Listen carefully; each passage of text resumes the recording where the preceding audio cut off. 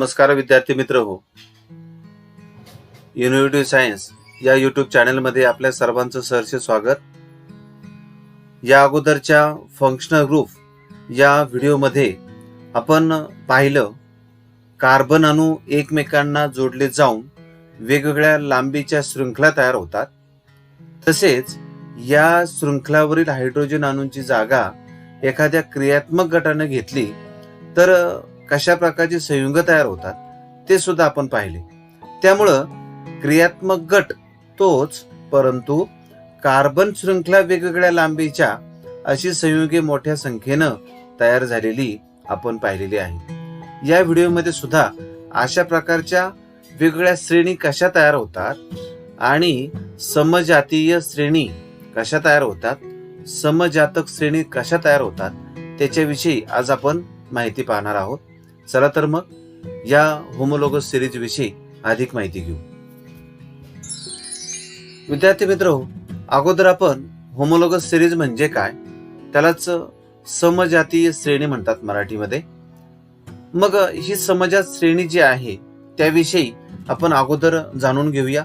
यासाठी इथं एक चित्र दाखवलेलं आहे पहा. मी या इथं एक सीडी दाखवलेली आहे. या सीडी मध्ये एक तुम्हाला पायरी जी आहे, एक पायरी तुम्हाला सारख्याच प्रकारची दिसते, परंतु स्थान जे आहे, स्थान वेगवेगळ्या ठिकाणी आहे. एक पायरी पुढच्या पायरीपासून काही ठराविक अंतरानं वेगळी आहे. अशाच प्रकारच्या श्रेणी ज्या आहेत, या श्रेणी या संयुगांच्या कशा तयार होतात ते आपण पाहूया. यामध्ये homologous series is a series of compounds with similar chemical properties and some functional group differing from the successive member by CH2. Homologous series म्हणजे काय की या होमोलोगस सिरीज मध्ये असणारे जे संयुग आहेत यांचे रासायनिक गुणधर्म सारखे असतात, त्याचबरोबर त्यांचे फंक्शनल ग्रुप सारखे असतात, क्रियात्मक गट सारखे असतात. पण सक्सेसिव्ह म्हणजे शेजारचे, दोन शेजारचे जे संयुग आहेत हे एकमेकांच्या पासून फक्त CH2 एवढ्याच घटकानं फक्त वेगळे असतात. मग अशा प्रकारची जी श्रेणी आहे या श्रेणीला म्हणतात homologous series. Carbon chains of varying length have been observed in organic compounds having the same general formula. मग अशा प्रकारच्या या ज्या श्रेणी असतात यांचा जनरल फॉर्म्युला जो आहे, यांचं सामान्य सूत्र जे आहे ते सामान्य सूत्र यांचं सारखं असतं. Such organic compounds that vary from one another by a repeating unit and have the same general formula from the series of compounds. आणि यांच्यामध्ये फक्त एकाच घटकानं ते काय असतात, वेगळे असतात आणि पुन्हा पुन्हा त्यांच्यामध्ये रिपीटिंग युनिट जे आहेत, पुन्हा पुन्हा येणारे जे घटक आहेत ते आपल्याला दिसून येतात. मग अशा प्रकारच्या ज्या समजात श्रेणी आहेत, वेगवेगळ्या समजात श्रेणी आपण समजावून घेणार आहोत. या समजात श्रेणींच्या बरोबर आपल्याला एक महत्वाचा आणखी एक घटक समजावून घ्यायचा आहे आणि तो आहे मिथिलीन घटक. मग मिथिलीन घटक म्हणजे काय तो आपण समजावून घेऊ. मिथिलीन ग्रुप, त्यालाच आपण मेथिलीन घटक म्हणतो. Methylene group is any part of molecule that consist of two hydrogen atoms bound to a carbon atom which is connected to the remainder of the molecule by two single bonds. Methylene जो घटक आहे, हा methylene घटक म्हणजे काय ते समजावून घ्या. हा असा घटक आहे, या घटकामध्ये कोणाकोणाचा समावेश आहे पहा. दोन हायड्रोजन आहेत, हे जे आपल्याला दोन हायड्रोजन दिसत आहेत हे दोन हायड्रोजन आहेत. त्याचबरोबर एक कार्बन आहे, दोन हायड्रोजन, त्याचप्रमाणे एक कार्बन, हे एकत्र काय आहेत, बाउंड आहे, जे बांधले गेलेले आहेत, एकत्र बांधले गेलेले आहेत. म्हणजे CH2 एक कार्बन दोन हायड्रोजन. आणि हे कुठं जोड, which is connected to the remainder of the molecule. मग जो रेणू आहे या रेणूला ते जोडले गेलेले आहेत. कशानं? Two single bonds. दोन्ही बाजूंना या CH2 हा जो जोडला जातो दोन्ही बाजूंना, हा जोडला जातो सिंगल बॉन्डनं. म्हणजे विद्यार्थी मित्र लक्षात घ्या, हा कसा जोडला गेला पाहिजे? एका बाजूनं एकेरी बंध पाहिजे आणि मग येईल कार्बन, त्यानंतर दुसऱ्या बाजूने सुद्धा एकेरी बंध असेल आणि राहिलेले जे हायड्रोजन आहेत ते हायड्रोजन अशा प्रकारे असतील. पहा, हा जो CH2 गट आहे हा CH2 गट अशा प्रकारे असेल. महत्वाचं या ठिकाणी आपल्याला लक्षात घ्यायचंय, या कार्बनला दोन्ही बाजूने एकेरी बंध पाहिजे. बरेच विद्यार्थी इथं चुकतात, म्हणून मी वारंवार सांगतोय. पहा, कार्बनला दोन्ही बाजूने एकेरी बंध पाहिजे आणि जर असा CH2 गट असेल ना तर या गटाला म्हणायचं मेथिलीन ग्रुप. मेथिलीनचं स्पेलिंग पहा, METHYLENE, मेथिलीन ग्रुप, मेथिलीन घटक. अशा प्रकारचे मेथिलीन घटक आपल्याला विचारले जातात. मेथिलीन घटक ओळखा. किती मेथिलीन घटक असतील तुम्हाला एक रचना सूत्र देतील किंवा एक स्ट्रक्चरल फॉर्म्युला तुम्हाला देतील आणि यामध्ये मेथिलीन घटक किती आहेत ते तुम्हाला ओळखायचे. आपण वेगवेगळ्या उदाहरणांच्या द्वारे पुढे पाहणारच आहोत की मेथिलीन घटक कशा प्रकारचे आहेत ते. आता पाहूया बरं वेगवेगळी उदाहरणं. इथे एक उदाहरण मी घेतले, हेक्सामेथिलीन डायअमाइन घेतले. पहा, डाय मीन्स टू, अमाइन, अमाइन गट जो आहे, अमाइन गट म्हणजे क्रियात्मक गट आपण मागच्या व्हिडिओमध्ये पाहिलाय. NH2, इथं आहे हा नायट्रोजन, इथं आहे 2 हायड्रोजन, NH2, 2 NH2 दोन्ही टोकांना जोडले गेलेले आहेत. पहा, म्हणून डाय अमाइन झाले. आणि हेक्सामेथिलीन, हेक्सा म्हणजे 6, मिथिलीन गट किती आहेत? 6. इथं पहा, एक CH2, CH2, CH2 असे किती आहेत? पहा, 1 2 3 4 5 6, म्हणून म्हटले आपण हेक्सामेथिलीन डायअमाइन. मग विद्यार्थी मित्र, इथं मेथिलीन घटक किती आहेत? मग इथं 1 झाला, त्यानंतर इथं असणारा 2 आहे CH2, 3, त्यानंतर इथं आहे 4, इथं आहे 5, इथं आहे 6. 6 मेथिलीन घटक या हेक्सामेथिलीन डायअमाइन मध्ये असतील. त्यानंतर पुढचं उदाहरण पाहू बरं आपण. इथं हे संयुग कोणतं असेल सांगा? कार्बनची संख्या किती आहे? पहा, 1 2 3 4, म्हणजे हा मूळ अल्केन जो आहे तो आहे ब्युटेन. आणि इथं दुहेरी बंध आहे. दुहेरी बंध असेल तर ENE होईल, अल्किन होईल हा, म्हणून याचं नाव होणार आहे ब्युटीन. 1 ब्युटीन असेल हा. त्या 1 ब्युटीन मध्ये किती CH2 गट असतील? आता पहा, इथला जर CH2 घेतला तर हा कार्बन दुहेरी, एका बाजूनं दुहेरी बंध आहे. हा कार्बन घेतला आपण तर हा कार्बन जो आहे, हा कार्बन जर आपण घेतला, इथला कार्बन जर आपण घेतला तर याला इकडच्या बाजूने दुहेरी बंध आहे, म्हणजे हा CH2 आपल्याला घेता येणार नाही. मग कोणता CH2? आता हा पाहू बरं. हा कार्बन घेतला तर इकडच्या बाजूने एक एकेरी बंध आहे, इकडच्या बाजूने एक एकेरी बंध आहे. That means that carbon is bonded by single bond. हा जो कार्बन आहे एकेरी बंधानं बद्ध आहे, म्हणून इथं आपल्याला काय म्हणावं लागेल? मग हा एक CH2 गट झाला, त्यानंतर इथं हा जो CH2 आहे हा एक CH2 गट होईल आणि म्हणून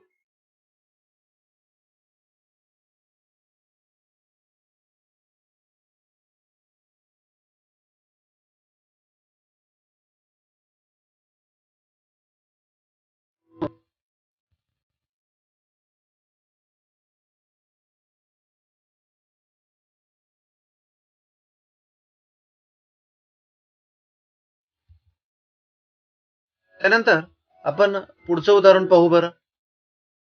आता जे अल्कोहोलची श्रेणी आहे त्या अल्कोहोल मध्ये आपण पाहूया बरं किती मेथिलीन ग्रुप असतील. पहिलं घेतलं आपण मिथेनॉल. या मिथेनॉल मध्ये एक कार्बन आहे, आणि हा कार्बन एकेरी बंधाने इकडं आहे, इकडं आहे, इकडं आहे, इकडं आहे, सगळ्या बाजूने एकेरी बंध आहे, म्हणून इथं एक मेथिलीन गट असेल. त्यानंतर इथं इथेनॉल मध्ये C2H5OH हा आहे इथेनॉल. यामध्ये आपण पाहूया इथे एक CH2 दिसतोय आणि इथे एक CH2 दिसतोय. असे 2 मेथिलीन ग्रुप या इथेनॉल मध्ये असतील. प्रोपेनॉल मध्ये 1, 2 आणि 3 अशा प्रकारे मेथिलीन घटक असतील. विद्यार्थी मित्र हो, अशा प्रकारे वेगवेगळे जे संयुग आहेत त्यांची रचनासूत्र तुम्ही काढा आणि त्यामध्ये असणारे मेथिलीन घटक तुम्ही ओळखा. त्याच्याविषयीचा तक्ता जो आहे तो तक्ता तुम्ही तयार करा. ठीक आहे. तर आपण आता पुन्हा जी समजात श्रेणी आहे या समजात श्रेणीकडे जाऊया. समजात श्रेणीची वेगवेगळे उदाहरणं जी आहेत, वेगवेगळे उदाहरण आपण समजावून घेऊया. चला, तर पहिली जी समजात श्रेणी आहे ती समजात श्रेणी आपण अगोदर समजावून घेऊ आणि ती आहे अल्केनची. Homologous series of alkane. मग हा जो अल्केन आहे या अल्केन मध्ये आपल्याला काय काय दिसतंय पहा. Class alkane. फंक्शनल ग्रुप जो आहे, क्रियात्मक गट आहे कार्बन आणि कार्बन मध्ये एकेरी बंध. सफिक्स देत असतो आपण. सफिक्स मध्ये आपण मागच्या व्हिडिओमध्ये पाहिलेला आहे. सफिक्स मध्ये आहे प्रत्यय. हा जो प्रत्यय आपल्याला जोडायचा आहे तो प्रत्यय अल्केन मध्ये आपण कोणता जोडतो? प्रत्यय जोडतो ANE. अल्केन मध्ये ANE आहे आणि त्याचं उदाहरण इथं या ठिकाणी घेतलेलं आहे आपण, इथेन. आता इथेन जो आहे, इथेन मध्ये आपण पाहिलं तर ANE शेवटी प्रत्यय आहे. इथं निळ्या रंगामध्ये त्यासाठी दाखवलेलं आहे आणि याचं सामान्य सूत्र आपण पाहिलेलं आहे. आपल्याला माहिती आहे CnH2n+2 सामान्य सूत्र आहे अल्केनचं. मग ही जी होमोलोगस सिरीज आहे, ही जी समजात श्रेणी आहे, या समजात श्रेणीची वैशिष्ट्ये आपण लक्षात ठेवायची. Members differ by CH2 group. 2 शेजारचे जे घटक आहेत, 2 शेजारचे जे मेंबर्स आहेत, 2 शेजारची जी संयुग आहेत ती एकमेकांच्या पासून कशानं वेगळी झालेली आहे? अशा प्रकारच्या CH2 न फक्त वेगळी झालेली आहेत. त्यांच्यामध्ये आपल्याला काय सारखं दिसून येते? Same functional group. त्यांच्यामध्ये सगळ्यांच्या मध्ये एकच क्रियात्मक गट आहे. त्यांच्या केमिकल प्रॉपर्टीज सारख्या आहेत. त्यांचा केमिकल फॉर्म्युला जो आहे तो CnH2n+2 आहे. म्हणजे केमिकल फॉर्म्युला जो आहे तो सुद्धा सारखाच आहे. आणि हे सगळे या शेवटी काय कशानं जोडलेले आहेत? हे ANE न जोडलेले आहेत. मग अशा प्रकारची समजात श्रेणी अल्केनची आपण पाहूया. मिथेन. ठीक आहे ना. या मिथेन मध्ये सगळ्यांच्या शेवटी तुम्हाला ANE दिसेल. बरोबर. सगळ्यांच्या मध्ये तुम्हाला कार्बन आणि कार्बन मध्ये एकेरी बंध दिसेल. सगळ्यांच्या मध्ये कार्बन आणि कार्बन मध्ये एकेरी बंध आहे. शिवाय यांच्यामध्ये फंक्शनल ग्रुप सारखा आहे. यांच्या रासायनिक गुणधर्म जे आहेत हे सारखे आहेत. आणि आपण हे या अगोदर माहित करून घेतलेलं आहे की एक घटक दुसऱ्यापासून कशाने वेगळा आहे? फक्त एक CH2 जो आहे, एक CH2 वाढला की इथे मिथेनचा तयार झाला इथेन. इथेन मध्ये एक CH2 वाढला की तयार झाला प्रोपेन. प्रोपेन मध्ये एक CH2 वाढला तयार झाला ब्युटेन. तर अशा प्रकारे एक घटक जो आहे शेजारचा दुसऱ्यापासून फक्त एका CH2 न वेगळा आहे. आणि म्हणून आपल्याला क्रमवार जर आपण गेलो अल्केन मध्ये तर मूळ शब्द जो आहे, मूळ शब्द आता लक्षात घ्या. आपल्याला प्रत्येक ठिकाणी इथं काळ्या रंगामध्ये जे नावं दाखवलेत ना ते सगळे मूळ शब्द आहेत. त्याला रूट वर्ड म्हणतात. इंग्रजीमध्ये root word. All these alkane shows the root word. Meth, eth, prop, but, pent, hex, hept, oct, non, dec. हे सगळे जे आहेत ना हे रूट वर्ड आहेत, मूळ शब्द आहेत. मग या मूळ शब्दांच्या पुढे ANE लावला हे सगळे हे झाले तयार झाले अल्केन. आणि त्यांचं स्ट्रक्चरल फॉर्म्युला या अगोदरच्या व्हिडिओमध्ये अभ्यासलेला आहे आपण हायड्रोकार्बन्स मध्ये. मग हा मिथेन आहे, इथेन आहे, प्रोपेन आहे. हा त्यांचं रचनासूत्र हे आहे. त्यांचं मॉलिक्युलर फॉर्म्युला जो आहे, रेणुसूत्र इथं पाहिलं CH4, C2H6, C3H8 हे सगळे रेणुसूत्र आहेत. लक्षात येईल आपल्याला. अशा प्रकारची ही अल्केनची समजात श्रेणी आहे. त्यानंतर अल्किनची समजा श्रेणी जर आपण पाहिली तर अल्किनची, तर अल्किनचा फंक्शनल ग्रुप जो आहे तो अल्केनिल आहे आणि ENE जोडतो आपण सफिक्स, प्रत्यय आपण ENE जोडतो. उदाहरण इथं इथिन घेतले आणि अल्किनचं रेणुसूत्र आपल्याला माहिती आहे, सामान्य सूत्र CnH2n. या समजा श्रेणीची वैशिष्ट्य सुद्धा सारखीच आहेत. पहा, सगळे मेंबर जे आहेत, शेजारचे मेंबर जे आहेत ते CH2 ने वेगळे आहेत. सगळे काय करतात, त्यांचा फंक्शनल ग्रुप सारखा आहे, क्रियात्मक गट सारखा आहे, रासायनिक गुणधर्म सारखे आहेत, त्यांचं सामान्य सूत्र CnH2n आहे आणि शेवट जो आहे तो त्यांचा ENE ने होतो. शब्दाच्या शेवटी ENE आहे. आणि आपल्याला माहिती आहे सगळे अल्किन जे आहे ते अनसॅच्युरेटेड हायड्रोकार्बन्स आहेत. कार्बन कार्बन मध्ये दुहेरी बंध आहे. मग याची उदाहरण आपण पाहूया. Ethyne, propyne, butyne, pentyne. आता पहा, इथिन आणि प्रोपिन मध्ये एकच CH2 वाढला. पहा, इथे एक CH2 वाढला, तयार झाला प्रोपिन.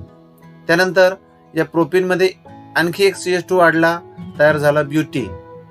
म्हणजे पहा, हा इथं निळ्या रंगामध्ये जो दाखवलेला भाग आहे ना, हा काय झाला, क्रियात्मक गट झाला, C double bond C. Carbon carbon मध्ये डबल बॉन्ड जो आहे, दुहेरी बंध जो आहे ना, तो झाला याचा क्रियात्मक गट निळ्या रंगाने. क्रियात्मक गट कसा दिसतोय आपल्याला, सगळ्या ठिकाणी सगळ्यांच्या मध्ये क्रियात्मक गट सारखाच आहे आणि क्रियात्मक गट सारखा आहे म्हणून त्यांचे रासायनिक गुणधर्म जे आहेत ते सारखेच असतात आणि एक घटक दुसऱ्यापासून एका CH2 न फक्त वेगळा आहे. अशा प्रकारची या अल्किनची जर आपण समजा श्रेणी पाहिली तर ती अल्किनची समजा श्रेणी अशा प्रकारे आपल्याला लिहिता येईल. आणि हे आपल्याला माहिती आहे, अल्किनची सुरुवात नेहमी इथिनने होते. इथिन पासून असे डेकिन पर्यंत तुम्हाला जाता येईल. त्यांचे हे रचना सूत्र आहे आणि हे रेणुसूत्र आहे अल्किनचं. चला, ओके, आपण आता पुढे जाऊया.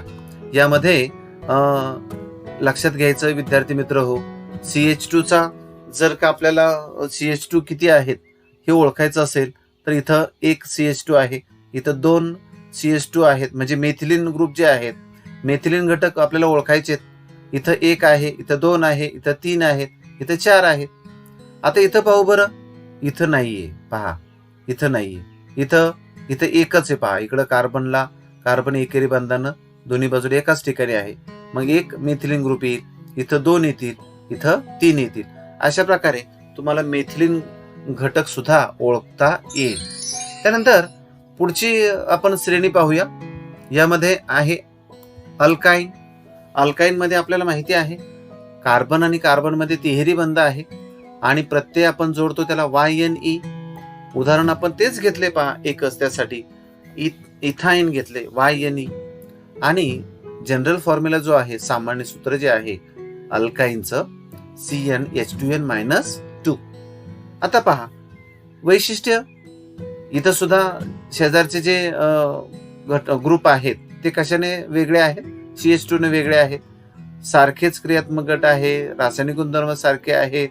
केमिकल फॉर्म्युला हा आहे CnH2n-2 आहे आणि शेवट जो आहे, शेवटचा शब्द आहे YNE. मग अशा प्रकारचे फंक्शनल ग्रुप जे आहेत या उदाहरणामध्ये तुमच्या लक्षात येईल. पहा, कार्बन आणि कार्बन मध्ये तिहेरी बंध आहे म्हणजे हा क्रियात्मक गट झाला.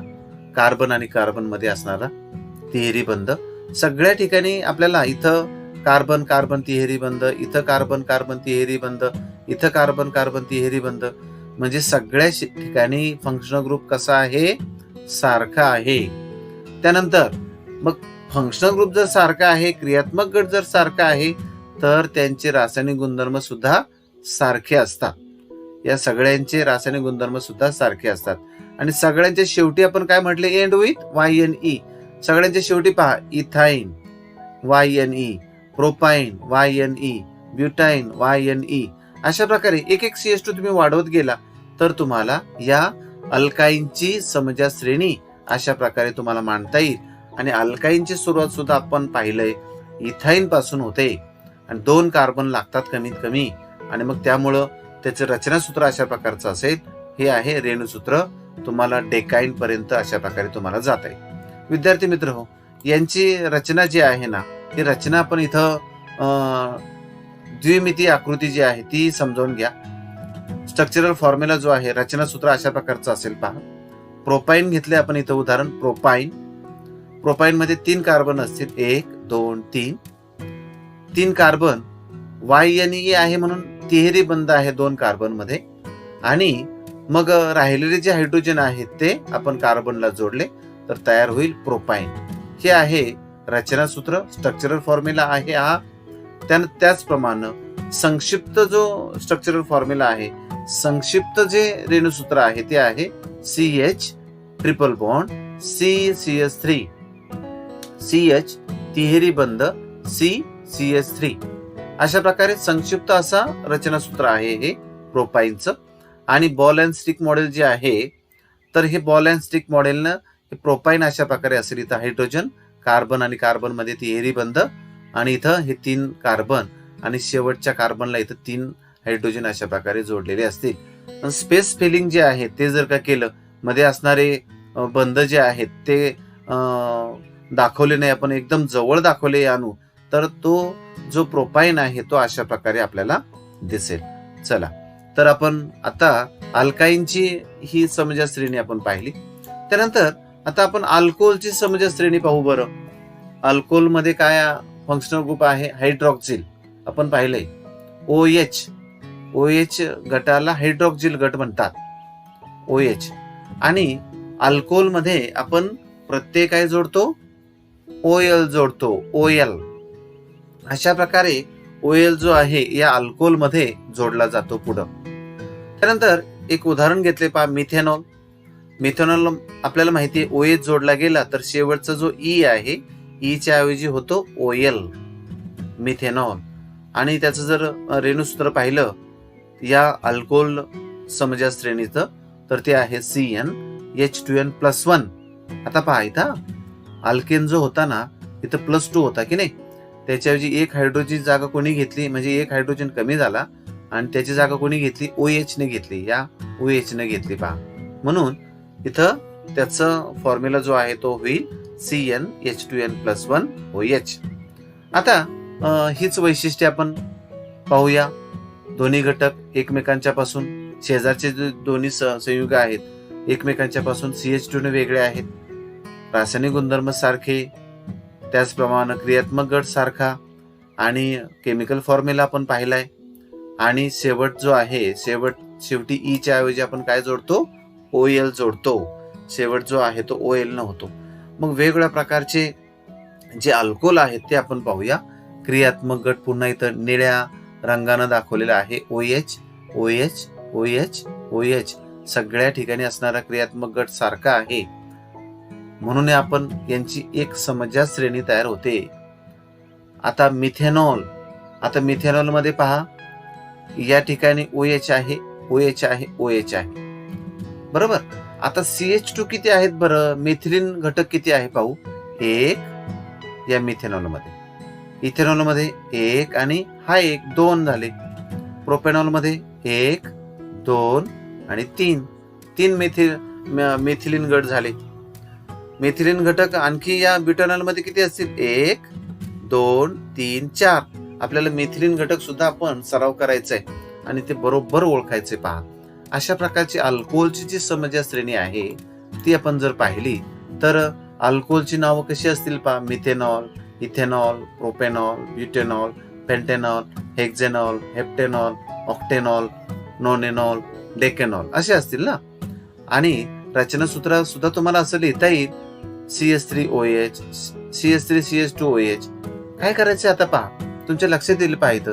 या मिथेनॉल मध्ये काय केलं? फक्त इथे एक CH2 वाढवला, झाला इथेनॉल. आणखी एक CH2 वाढवला, झाला प्रोपेनॉल. आणखी एक CH2 वाढवला, झाला ब्युटेनॉल. आणखी एक CH2 वाढवला, झाला पेंटेनॉल. एक CH2 वाढवत जायचे पहा. किती सोपं आहे की नाही. तर अशा प्रकारे त्यांचं रचना सूत्र हे असेल आणि त्यांचे रेणुसूत्र जे आहे ते अशा प्रकारचे असतील पहा. CH3OH, C2H5OH, C3H7OH. अशा प्रकारे रेणुसूत्र सुद्धा तुम्हाला लिहिता येतील. आपण इथेनॉलचं जर रचनासूत्र पाहिलं आपण तर ते अशा प्रकारचं असेल. CH3 असा जोडलाय पहा, कार्बन आणि 3 हायड्रोजन असे जोडले. पुन्हा CH3CH2OH CH3 CH2OH झाला इथेनॉल. त्याचं संक्षिप्त जे रचनासूत्र आहे ते असेल CH3 CH2OH. आणि बॉल अँड स्टिक मॉडेलनं हा इथेनॉल कसा दाखवला जाईल पहा. इथं कार्बन 3 हायड्रोजन इथं जोडलेत, इथं कार्बन 2 हायड्रोजन इथं जोडलेत, आणि इथं आहे ऑक्सिजन, इथं आहे पुढं हायड्रोजन CH3 CH2OH. आणि स्पेस फिलिंग जर आपण पाहिलं, मधलं अंतर जर काढून टाकलं तर मात्र ही अशा प्रकारची रचना या अणूंची असेल. कार्बन, हायड्रोजन, ऑक्सिजन कशा प्रकारे आपल्याला दिसतील तर ते असे असतील. ओके विद्यार्थी मित्र हो, व्यवस्थित समजा श्रेणी लक्षात येते ना? ठीक आहे, आपण आणखी काही समजा श्रेणी आणखी पुढच्या पाहू बरं. यामध्ये आपण आता कीटोनची समजा श्रेणी पाहू. कीटोन मध्ये फंक्शनल ग्रुप जो आहे, क्रियात्मक गट असतो CO, त्याला आपण कार्बोनिल घटक म्हणतो. आणि शेवटचा जो सफिक्स आहे, जो प्रत्यय आहे, कीटोन मध्ये ONE लावतात. आपण पाहिलंय की ईच्या जागी ONE, जो मूळ अल्केन आहे, मूळ अल्केनच्या ईच्या ऐवजी काय लिहायचंय आपण? लिहायचंय ONE. आणि उदाहरण जे आहे इथं आपण घेतले पहा, प्रोपेनॉन. प्रोपेनचा जो होता ना, इथं शेवटी ईच्या ऐवजी लिहिलं आपण ONE. आणि सामान्य सूत्र जे आहे या कीटोनचं आहे CnH2NO. तुम्हाला तक्त्याच्या रूपामध्ये याच्यासाठी विद्यार्थी मित्र मी दाखवलेलं आहे, तुम्हाला लक्षात ठेवायला ते सोपं जाईल. आता एक घटक दुसऱ्या घटकाशी CH2 न वेगळा दिसतो आहे, त्यांचा क्रियात्मक गट सारखा आहे, रासायनिक गुणधर्म सारखे, त्यांचे रेणूसूत्र CnH2NO आणि शेवट आहे ONE न. मग या कीटोनची समजा श्रेणी पहा. आता इथं पुन्हा निळ्या अक्षरानं काय आहे? हा एकच सारखा असणारा क्रियात्मक गट आहे आणि तो आहे CO. प्रत्येक ठिकाणी निळ्या निळ्या रंगामध्ये तुम्हाला प्रत्येक ठिकाणी इथं CO ही जी समजा श्रेणी आहे ना कीटोनची, प्रत्येक ठिकाणी फंक्शनल ग्रुप क्रियात्मक गट कसा आहे? सारखा आहे. आता आपण प्रोपेनॉन पासून जर पाहिलं तर प्रोपेनॉन मध्ये 3 कार्बन असतील, 1 2 3. कीटोन लिहिताना हा जो कार्बन आहे ना, हा सुद्धा धरायचा आहे बरं का, नाव देण्यासाठी. कीटोन मध्ये असणारा हा कार्बन सुद्धा मोजताना, कार्बनची संख्या मोजताना हा कार्बन सुद्धा घ्यायचा आहे, 1 2 3. मग हा प्रोपेनॉन झाला. त्यानंतर ब्युटॅनॉन. या प्रोपेनॉन मध्ये फक्त एक CH2 वाढवला, इथं तयार झाला ब्युटॅनॉन. या ब्युटॅनॉन मध्ये एक CH2 वाढवला, झाला पेंटॅनॉन. तर अशा प्रकारची कीटोनची समजा श्रेणी जी आहे ही तयार होईल. आणि या इथं पहा, अशा प्रकारची ही तुम्हाला कीटोनची समजा श्रेणी तुम्हाला दिसेल. इथं हे रेणूसूत्र आहे, रचनासूत्र आहेत ही प्रत्येकाची, आणि इकडं ही रेणूसूत्र आहे. जर आपण प्रोपेनॉनचं रचनासूत्र पाहिलं तर हे अशा प्रकारचं असेल, CH3 CO CH3 हा आहे प्रोपेनॉन. त्यानंतर CH3 CO CH3 संक्षिप्त रचनासूत्र आहे CH3 CO CH3. आणि मग बॉल अँड स्टिक मॉडेल मध्ये आपल्याला CH3 CO CH3 अशा प्रकारचा असेल. आणि स्पेस फिलिंग मॉडेल मध्ये अशा प्रकारे हा प्रोपेनॉन आपल्याला दिसेल. ठीक आहे, कीटोनची समजा श्रेणी आपण पाहिली. आता अल्डिहाइडची पाहू बरं. अल्डिहाइड मध्ये फंक्शनल ग्रुप कोणता असतो? अल्डिहाइड असतो. आणि काय जोडतो आपण त्याला? पुढं AL जोडतो. AL ईच्या ऐवजी आपल्याला जोडायचा आहे AL. मूळ जो अल्केन आहे, मूळ अल्केनच्या शेवटच्या अक्षर जे आहे, शेवटचा अक्षर ईच्या ऐवजी आपल्याला लिहायचा आहे AL.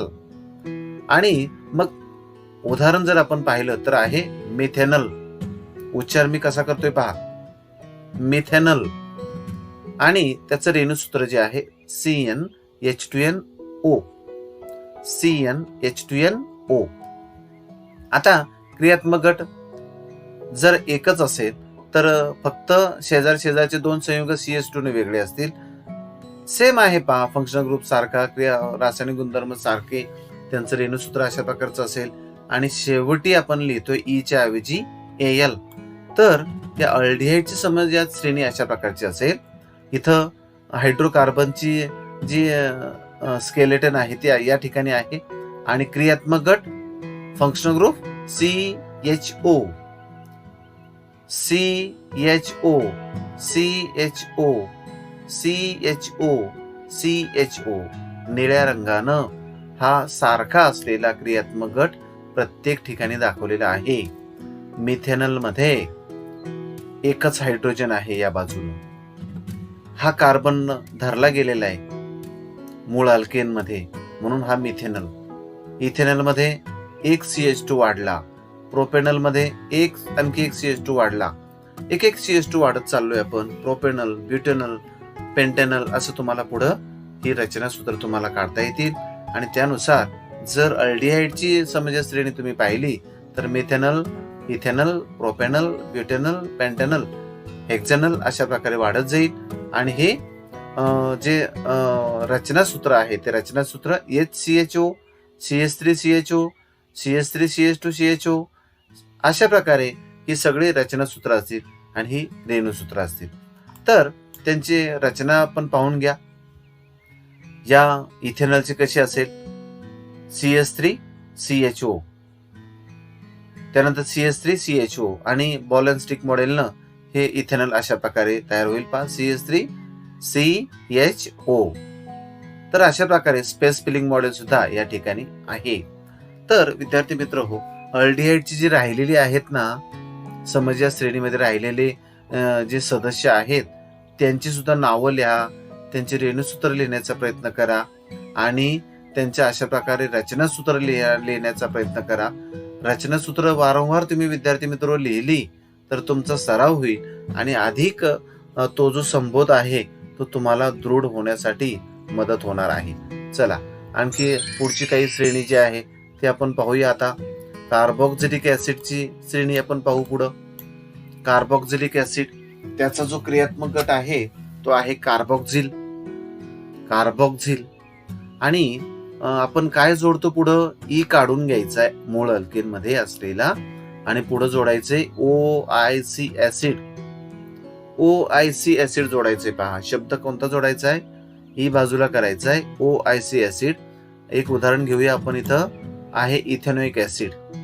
इथेन मध्ये असलेला शेवटचा ई काढला आणि त्याच्याऐवजी लिहिलं OIC ऍसिड, इथेनोइक ऍसिड तयार झालं. सामान्य सूत्र काय आहे पहा, CnH2n+1. म्हणजे पहा एक इथेन मध्ये असलेला एक हायड्रोजन जो आहे एका हायड्रोजनच्या जागी COOH. कार्बोक्झिलिक ऍसिडचा जो क्रियात्मक गट आहे त्याला काय जोडतो आपण, हा गट जोडतो. पहा COOH हा गट जोडतो. यामध्ये CH2 चा फरक आहे. यामध्ये रासायनिक गुणधर्म, त्यानंतर क्रियात्मक गट सारखा आणि सामान्य सूत्र आपण आता पाहिलं आणि शेवटी यांचा शेवटी कोणते शब्द असतात, OIC ऍसिड असतं. आता मिथेनॉइक ऍसिड मध्ये पहा बरं, कार्बन 1 आणि या बाजूने एकच हायड्रोजन आहे. क्रियात्मक गट कोणता आहे, COOH.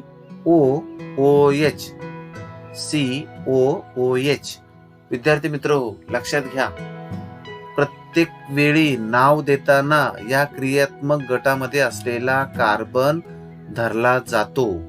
कार्बन मोजायचा आहे. बरेचसे विद्यार्थी इथं सुद्धा चुकतात, हा कार्बन घेत नाहीत. नाव देताना या कार्बनचा विचार करत नाहीत आणि मग नाव चुकतं. IUPAC नॉमेनक्लेचर मध्ये आपण नंतर ते पाहणारच आहोत. मग हे महत्वाचं लक्षात ठेवायचंय की हा जो कार्बन आहे तो सुद्धा धरायचा आहे. त्यानंतर पुढचा सदस्य जर आपण पाहिला तर आहे एक CH2 वाढवला पहिल्यामध्ये मिथेनोइक ऍसिड मध्ये, एक CH2 वाढवला तयार झालं इथेनोइक ऍसिड. त्या इथेनोइक ऍसिड मध्ये आणखी एक CH2 वाढवला तयार झाला प्रोपेनोइक ऍसिड. अशा प्रकारे तुम्हाला या कार्बोक्झिलिक ऍसिडची सुद्धा समजा श्रेणी अशी पुढे वाढवता येईल. Methanoic acid, ethanoic acid, propanoic acid, butanoic acid, pentanoic acid. बरोबर, अशा प्रकारे नावं तुम्हाला देता येतील आणि त्यांचे जे रचनासूत्र आहेत रचनासूत्र तुम्हाला लिहिता येतील. COOH, CH3 COOH, CH3 CH2 COOH, CH3 CH2 CH2 COOH. अशा प्रकारे ही रचनासूत्र जी आहेत ही या कार्बोक्झिलिक ऍसिडची तुम्हाला श्रेणीची लिहिता येतील. त्याचप्रमाणे त्यांची रेणूसूत्र सुद्धा तुम्हाला लिहिता येतील. इकडचा असणारा जो मूळ अल्केन जो आहे ना, एक एक हायड्रोजन फक्त कमी लिहायचा आणि पुढे COOH लिहून टाकायचा. तर अशा प्रकारे जर मिथेनोइक ऍसिडचं जर आपण पाहिलं रचनासूत्र तर ते अशा प्रकारचं असेल HCOOH आणि संक्षिप्त रचनासूत्र अशा प्रकारचं असेल HCOOH आणि बॉल अँड स्टिक मॉडेलनं हा HCOOH अशा प्रकारे दाखवलं जाईल आणि स्पेस फिलिंगनी हे अशा प्रकारचं असेल. तर विद्यार्थी मित्र हो, अशा प्रकारे आपल्याला या कार्बोक्झिलिक आम्लाची तुम्हाला समजा श्रेणी ही लिहिता येईल. इस्टरची कशी असेल पहा. इस्टर मध्ये फंक्शनल ग्रुप कोणता आहे? फंक्शनल ग्रुप आहे इस्टर. आणि काय जोडतो आपण पुढं या इस्टर मध्ये O8 जोडतो पहा. ईच्या ऐवजी इस्टर मध्ये जोडायचंय OATE, O8 जोडायचंय OATE अशा प्रकारचा प्रत्यय जोडायचा आहे पुढं. आणि त्याचा फॉर्म्युला काय आहे? RCOOR.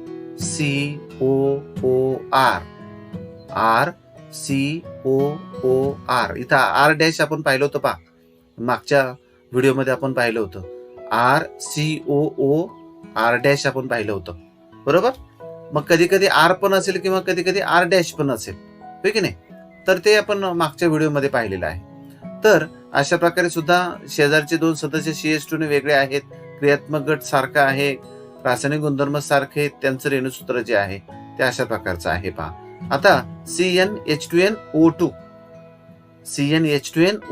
हे असणार आहे, कारण इथं असणारा जो O आहे तो इकडं धरला गेलेला आहे आणि हा कार्बन या मूळ अल्केन मध्येच धरला जातो, म्हणून CnH2nO2 हे रेणूसूत्र असणार आहे.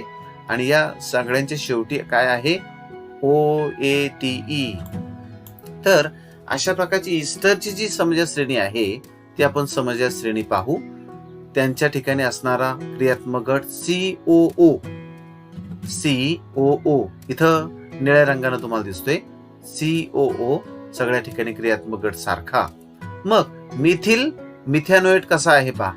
मिथिल मिथॅनोएट इकडे एक मिथिल गट जोडलाय. आपण मागच्या व्हिडिओमध्ये पाहिले की CH3 गट जो आहे या CH3 गटाला मिथिल गट म्हणतात. आणि मग मिथिल जोडलाय कशाला? मिथॅनोएटला. इकडे आहे मिथॅनोएट.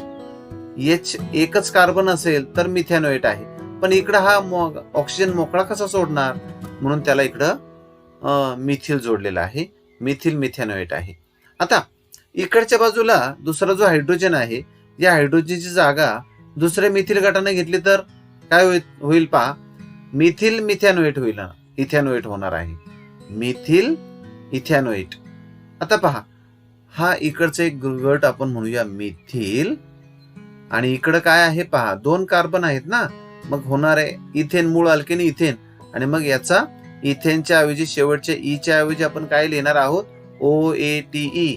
आणि म्हणून या ईच्या ऐवजी OATE लिहिला तर होणारे इथॅनोएट, मिथिल इथॅनोएट.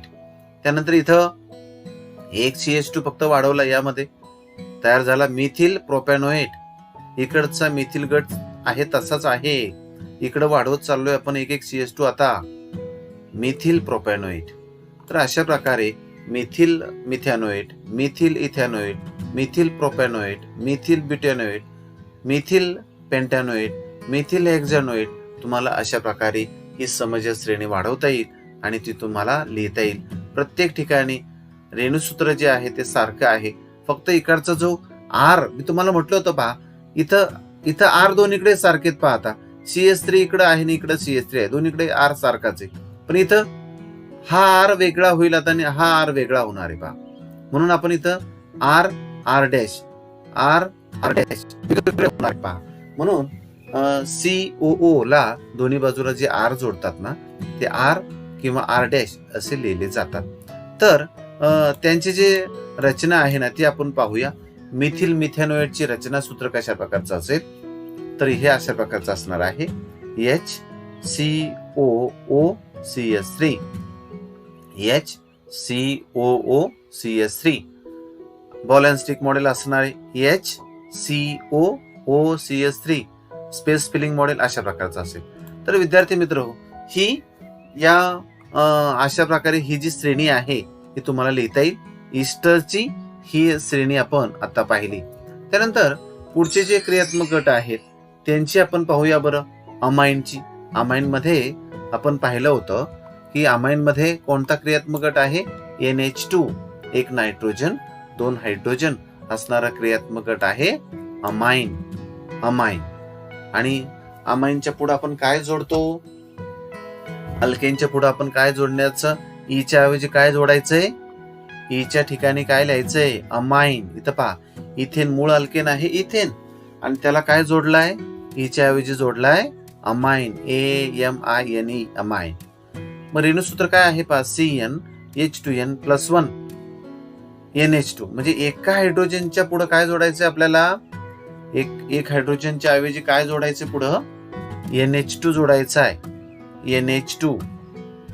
अमाईन गट जो आहे तो अमाईन गट जोडायचा आहे. यांच्यामध्ये सुद्धा CH2 चा फरक आहे. आणि सामान्य सूत्र आपण पाहिलं. शेवटी काय यांच्या येणार आहे? अमाईन. आता वेगळं उदाहरण आपण पाहू. मेथॅनामाईन. मेथॅनामाईन. आता पहा, मेथॅनामाईन मध्ये एक कार्बन आहे आणि हा अमाईन गट इथं, अमाईन क्रियात्मक गट इथं दाखवलाय निळ्या रंगामध्ये. पुढं इथॅनामाईन मध्ये इकडं इथेन आहेच, इथं हायड्रोजन, इथं जो एक हायड्रोजन होता ना त्याच्याऐवजी काय जोडलाय? NH2 जोडलाय, अमाईन गट जोडलाय, म्हणून तो झाला इथॅनामाईन. पुढं प्रोपॅनामाईन. म्हणजे एक CH2 चा फरक आहे ना, दिसतोय ना आपल्याला. एक इथं एकच CH2 आहे, इथं 2 CH2 आहे, इथं 3 CH2 आहे. असं एक CH2 तुम्ही वाढवत पुढे न्या. अमाईनची सुद्धा समजा श्रेणी तुम्हाला अशी लिहिता येईल.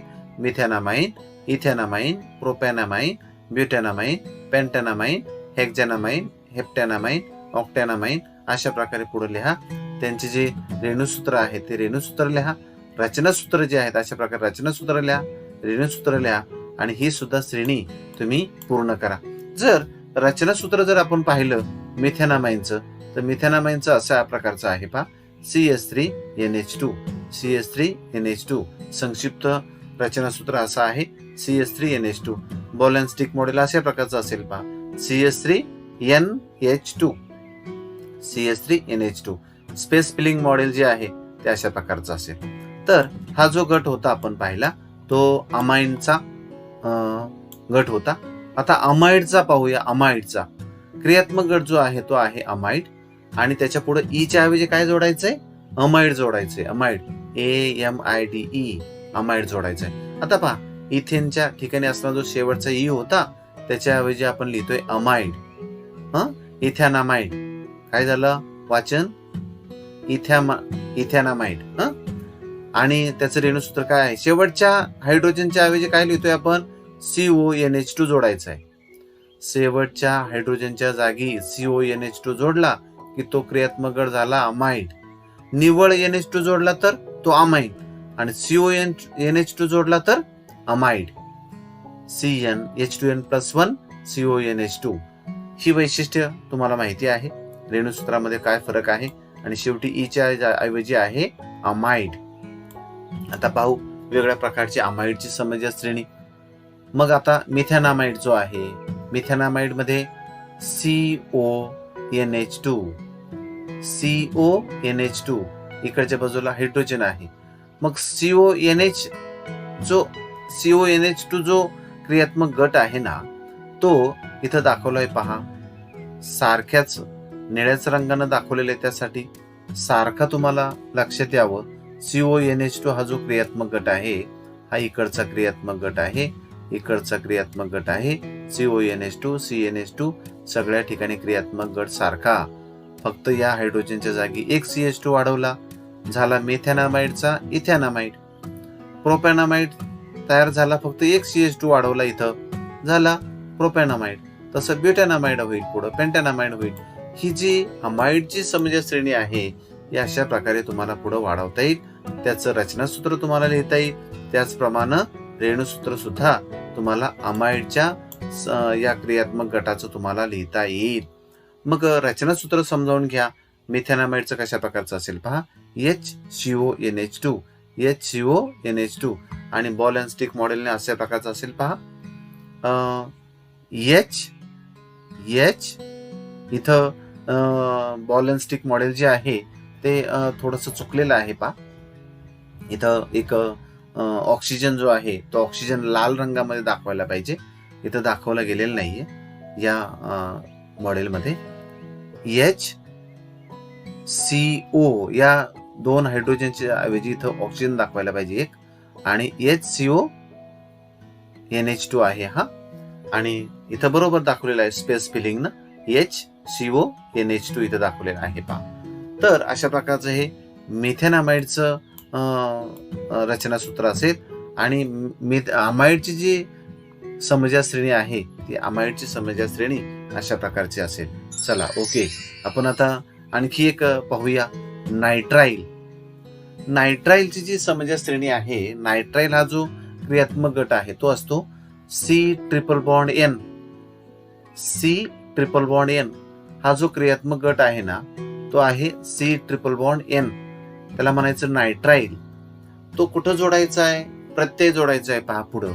आता जो इथेन आहे, इथेन, त्या इथेनच्या पुढं नायट्राइल जोडतो. आता आपण इथं ई जो आहे ई इथं बाजूला घेत नाही. ईच्या ऐवजी नाही म्हणत मी आता. इथेन नायट्राइल म्हणजे इथेन पूर्ण म्हणायचं आहे आणि पुढं फक्त नायट्राइल जोडायचं आहे. नायट्राइल. मग आता एका हायड्रोजनची जागा कोणी घेतली? CN न घेतली. झाला नायट्राइल गट तयार झाला. CnH2n+1 CN असणार आहे. अशा प्रकारचा हा जो आहे तो नायट्राइल गट असणार आहे पहा. मोठा आपण करून पाहूया. इथं CnH2n+1 CN. इथं फरक कशाचा आहे? CH2 चा एका फक्त फरक आहे. शेवटी नायट्राइल आपल्याला लिहायचे. इथं नायट्राइलला पाहूया आपण. Methane nitrile, ethane nitrile, propane nitrile, butane nitrile.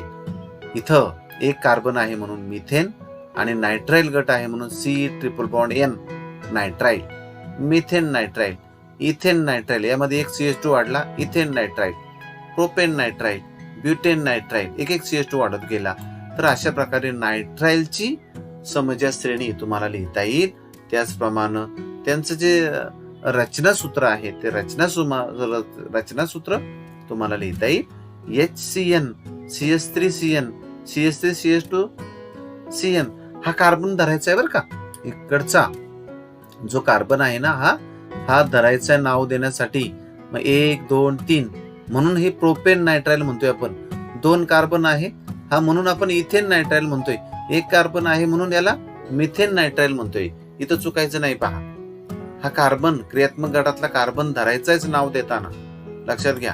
आता रचनासूत्र पहा बरं. CH3CN इथेन नायट्राइल जो आहे तो इथं दाखवलाय पहा. CH3CN आणि त्याचं संक्षिप्त रचनासूत्र CH3CN आणि ball and stick model CH3C आणि N. हा इथं ट्रिपल बॉन्ड आहे. इथं थिअरी बंद आहे कार्बन आणि नायट्रोजन मध्ये. तर अशा प्रकारचं रचनासूत्र असेल. आणि स्पेस फिलिंग मॉडेल जे आहे ते अशा प्रकारचं असणार आहे. तर हा जो क्रियात्मक गट आहे विद्यार्थी मित्र तो आहे नायट्राइल. आणखी एक महत्वाचा पाहायचा आपल्याला क्रियात्मक गट तो म्हणजे इथर. इथर मध्ये काय जोडतो आपण पहा. पुढं ऑक्झी अल्केन असं जोडतो पहा. पुढं आपल्याला प्रत्यय जोडायचा आहे ऑक्झी अल्केन. आणि मग आपण काय म्हणतोय पहा. रूट वर्ड जो आहे मूळ शब्द जो आहे त्या ठिकाणी जोडायचा आहे मिथॉक्झी मिथेन. मिथॉक्झी मिथेन एक उदाहरण इथं घेतले.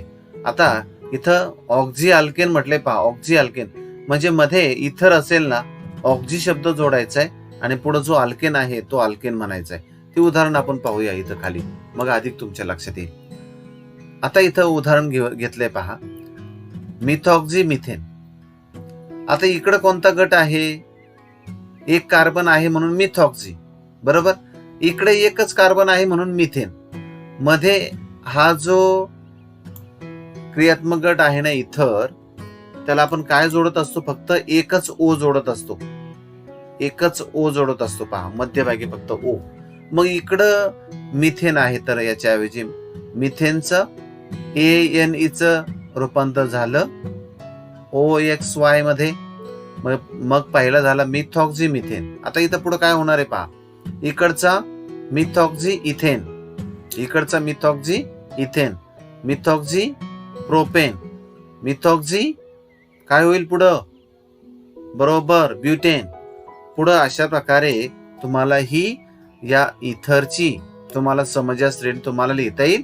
Methoxy methane, methoxy ethane, methoxy propane, methoxy butane, methoxy pentane, अशा प्रकारची या इथरची तुम्हाला समजा श्रेणी लिहिता येईल.